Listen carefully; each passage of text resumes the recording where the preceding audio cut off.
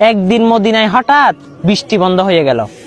তখন সাহাবায়ে কেরামরা পানির অভাবে তারা ছুটতে লাগলো এবং আল্লাহর দরবারে ফরিয়াদ জানাতে লাগলো। তখন রাসূল সাল্লাল্লাহু আলাইহি সাল্লামের ছোট বিবি হযরত মা আয়েশা সিদ্দিকা রাদিয়াল্লাহু তাআলা আনহার সামনে গেল। তখন তাকে কুলে বলল।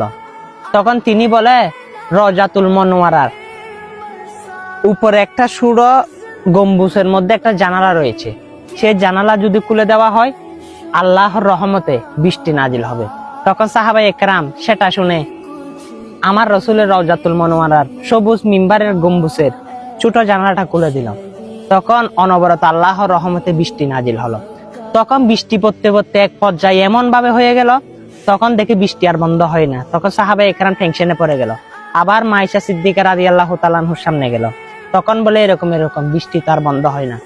তখন মা আয়েশা সিদ্দিকা রাদিয়াল্লাহু তাআলা আনহু সলিউশনে, তোমরা সেই জানালা যেটা খুলেছ সেটা আবার বন্ধ করে দাও, অবশ্যই আল্লাহর রহমতে বৃষ্টি বন্ধ হয়ে যাবে। তখন সাহাবায়ে কেরামরা সেটা করলো, বৃষ্টি বন্ধ হয়ে গেল। সুবহানাল্লাহ। হ্যাঁ, অবশ্যই আমার নবী কোন নবী একটু মাথায় কি আর রাখবেন, সরকারে কায়নাত তিনি। হ্যাঁ, এই সুন্দর বার্তাটা সকল মানুষের কাছে পারলে ছড়িয়ে দিতে পারেন। আমিন।